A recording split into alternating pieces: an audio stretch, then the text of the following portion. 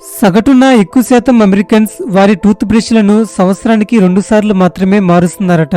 కానీ ఇది మన నోటికి అంత మంచిది కాదని అమెరికన్ డెంటల్ అసోసియేషన్ వారు చెప్తున్నారు. అలా వారు ఇంకొక విషయం ఏం చెప్పారంటే టూత్ బ్రష్లను సంవత్సరానికి 4 సార్లు అంటే ప్రతి 3 నెలలకు ఒకసారి మార్చాలని సూచించారు. ఒకవేళ బ్రష్ యొక్క బ్రిస్టిల్స్ కొనభాగాలు కలర్ చేంజ్ అయితే మనం ఎక్కువ ఒత్తిడితో బ్రష్ను ఉపయోగిస్తున్నాం అని తెలుసుకోవాలి. కాబట్టి ప్రతి 3 నెలలకు ఒకసారి టూత్ బ్రష్లను మార్చాల్సి ఉంటుంది. ఈ రోజుల్లో చాలా టూత్ బ్రష్ల యొక్క బ్రిస్టిల్స్ రకరకాల రంగుల్లో వస్తున్నాయి. ఎక్కువ శాతం బ్లూ బ్రిస్టిల్స్ చూస్తుంటారు. ఒక వరుస ఈ విధంగా బ్లూ బ్రిస్టిల్స్ ఉంటాయి. కొన్ని టూత్ బ్రష్లకైతే వేరే కలర్స్ కూడా ఉంటాయి. మనం టూత్ బ్రష్లను ఎక్కువ రోజులు వాడామంటే ఈ బ్లూ బ్రిస్టిల్స్ కొన భాగం రంగును కోల్పోతుంది. అప్పుడు బ్రిస్టిల్స్ పల్చగా అవుతాయి. బ్లూ కలర్ చెదిరిపోయి బ్రిస్టిల్స్ అంతా ఒకే కలర్ లో ఉంటాయి. అప్పుడు వెంటనే మనం ఆ బ్రష్ ను మార్చాలి అని అర్థం చేసుకోవాలి. అందుకే మీరు ఏ టూత్ బ్రష్ ను గమనించినా వాటి బ్రిస్టిల్స్ ఒకే రంగులో ఉండవు, డిఫరెంట్ కలర్స్ లో ఉంటాయి. ఒకవేళ మనం టూత్ బ్రష్ ను మార్చకపోతే వాటిపై ఉండే జెర్మ్స్ కారణంగా నోరు ఇన్ఫెక్షన్ అయ్యే ప్రమాదం ఉంటుంది. కాబట్టి టూత్ బ్రష్లను ఎప్పటికప్పుడు మార్చుకోవాలి. ఫ్రెండ్స్, మీరు చాలా స్మార్ట్ ఫోన్ యొక్క వెనుక భాగంలో వాటి బాక్స్ ను చూస్తే వాటిపైన IMEI అనే నెంబర్ ఉంటుంది. ఈ నెంబర్ ప్రత్యేకత ఏంటో ఇప్పుడు తెలుసుకుందాం. IMEI అంటే ఇంటర్నేషనల్ మొబైల్ ఎక్విప్మెంట్ ఐడెంటిటీ. ఒక ఫ్యాక్టరీలో తయారు చేయబడిన మొబైల్ కు ఇచ్చే 15 అంకెల యూనిక్ సీరియల్ నెంబర్.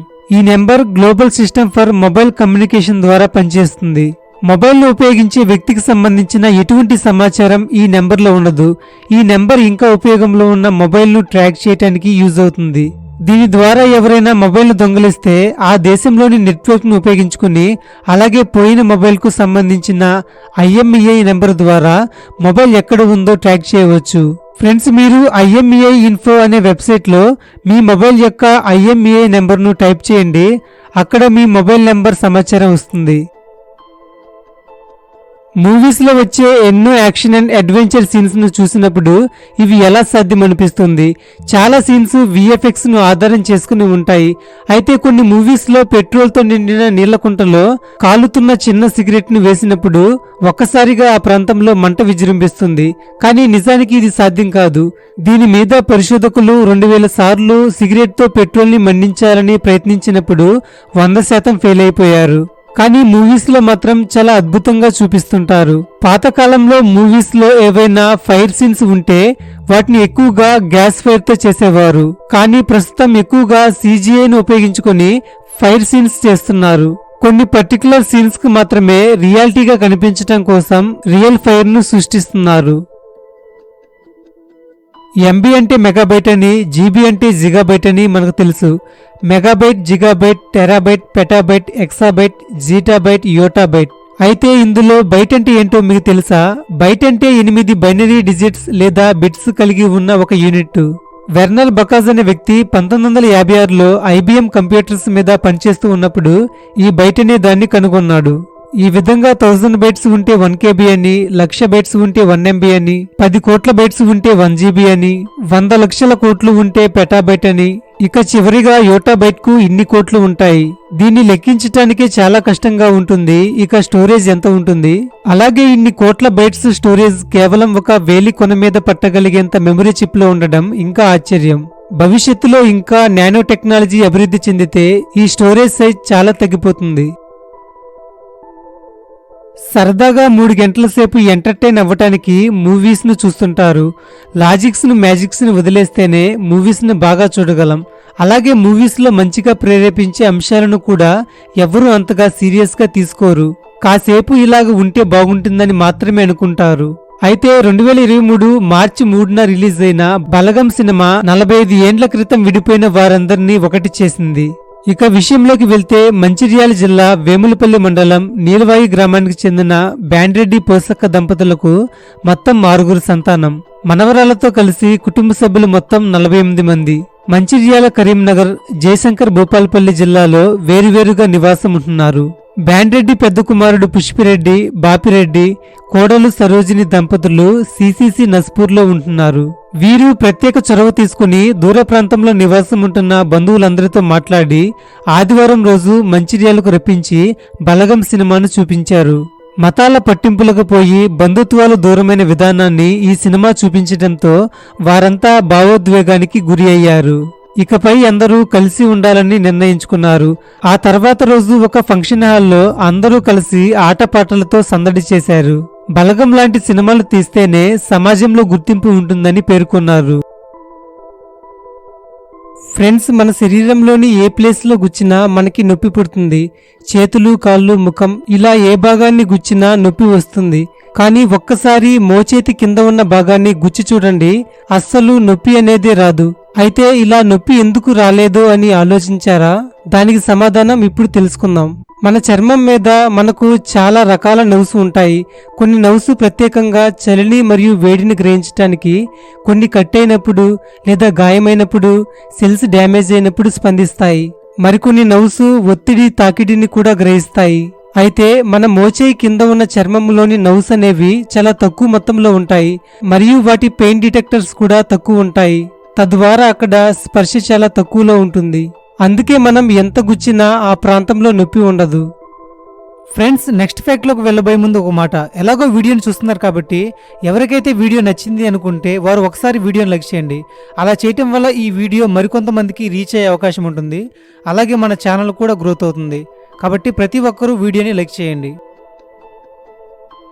ఒక రోజులో మనిషి ఎన్ని క్యాలరీస్ తీసుకోవాలో అనేది ఒక దాని మీద ఆధారపడి ఉండదు. ఇది వయస్సు, జెండర్, మెటబాలిజం, అలాగే రోజుకు వారు శారీరక శ్రమ ఎంత చేస్తున్నారు లేదా వారు ఏం పని చేస్తున్నారు అనే విషయాలను ఆధారం చేసుకుని ఒక మనిషికి ఒక రోజులో ఎన్ని క్యాలరీస్ కావాలో అర్థమవుతుంది. జనరల్ గా ఒక మగవాడికి రోజుకి 2000 క్యాలరీస్ అవసరమవుతాయి. అదే ఆడవారికి అయితే 2500 క్యాలరీస్ అవసరమవుతాయి. మనం తినే రోజువారీ రైస్ ను తీసుకుంటే 100 గ్రాముల రైస్ లో 130 క్యాలరీస్ ఎనర్జీ వస్తుంది. అదే 100 గ్రాముల చికెన్ తింటే దాదాపు 239 క్యాలరీస్ మనకు వస్తాయి. ఇలా ఒక మనిషికి ఒక రోజులో కావాల్సిన సమాచారం ఉంటుంది. అయితే మనతో పాటుగా మన ఇంట్లో ఉండే పిల్లలకు ఒక రోజుకి ఎన్ని క్యాలరీస్ అవసరమవుతాయో తెలుసా? సగటున 3.5 కేజీలుండే ఒక పిల్లికి దాదాపు 192 నుంచి 280 క్యాలరీస్ అవసరమవుతాయి. అయితే ఒక 100 ml పాలలో ఇంచుమించుగా 44 క్యాలరీస్ వస్తాయి. ఈ లెక్కన ఒక పిల్లికి 280 క్యాలరీస్ పొందటానికి ఎన్ని పాలు తాగాలి లేదా ఏం తినాలి? అంతేకాకుండా ఈ భూమి మీద ఉన్న ఇతర జీవులు కూడా ఎన్ని క్యాలరీస్ తీసుకుని బతుకుతున్నాయి ఆలోచిస్తేనే అద్భుతంగా ఉంది. 1719లో ఫ్రాన్స్ దేశంలోని ప్యారిస్ సిటీలో అమెరికాలోని లూయిసియానే అనే పట్టణపు ప్రజలను ఖైదీలుగా చేశారు. చాలా మంది అమెరికన్స్ ప్యారిస్ లోని జైల్లో బానిసలుగా ఉన్నారు. అయితే ఒకనొక సమయంలో ఖైదీలకు ప్యారిస్ వారు ఒక ఆఫర్ ఇచ్చారు. ఖైదీలు ఎవరైతే తమ దేశంలోని వ్యభిచారుల్ని పెళ్లి చేసుకుంటారో వారిని తమ దేశానికి పంపిస్తామని చెప్పారు. ఈ ఆఫర్ మీద మీ ఒపీనియన్ ఏంటో కామెంట్ చేయండి. ఫ్రెండ్స్, మనం సాయంత్రం పూట ఆకాశంలో చూస్తున్నప్పుడు జెట్ ఏరోప్లేన్స్ వెనుక భాగంలో ఇలా తెల్లటి చారలు ఉంటాయి. ఇవి ఎలా ఏర్పడతాయో అని చాలా మందికి డౌట్ ఉంటుంది. ఇప్పుడు దాని గురించి తెలుసుకుందాం. ఆకాశంలో జెట్ ఏరోప్లేన్ వెనుక ఇలాంటి తెల్లటి చారలు కంట్రైల్స్ అని అంటారు. ఒక విధంగా చెప్పాలంటే ఇవి కూడా మేఘాలు లాంటివి. జెట్స్ భూమి నుంచి సుమారుగా 30,000 అడుగుల ఎత్తులో ఎగురుతూ ఉంటాయి. భూమి మీద కన్నా అంత ఎత్తులోనే టెంపరేచర్స్ చాలా తక్కువలో ఉంటుంది, అంటే చల్లగా ఉంటుంది. ఈ సమయంలో జెట్ నుంచి వచ్చిన ఎగ్జాస్ట్ అనేది వేడిగా ఉంటుంది. ఈ వేడి ఎగ్జాస్ట్ ఆ వాతావరణంలోని తేమగాలికి తగిలినప్పుడు వేడి ఎగ్జాస్ట్ లోని నీటి ఆవిరి తెల్ల పొగమంచులాగా మనకు కనిపిస్తుంది. ఈ పద్ధతిని కాండెన్సేషన్ అని అంటారు.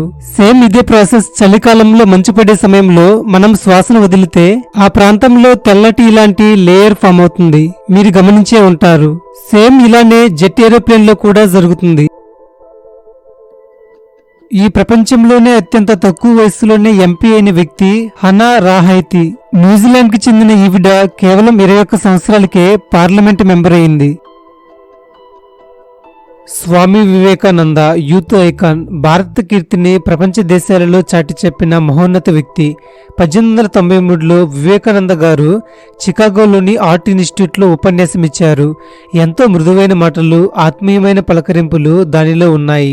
ఆయన స్పీచ్ అప్పుడు ఎంతో ఫేమస్ అయింది. ఎంతో మంది ఆయన నోటి నుండి వచ్చే మాటల కోసం ఎదురు చూసేవారు. 1893లోనే కాదు, ఇప్పటికీ ఆయన మాటలు వారు గుర్తుపెట్టుకున్నారు.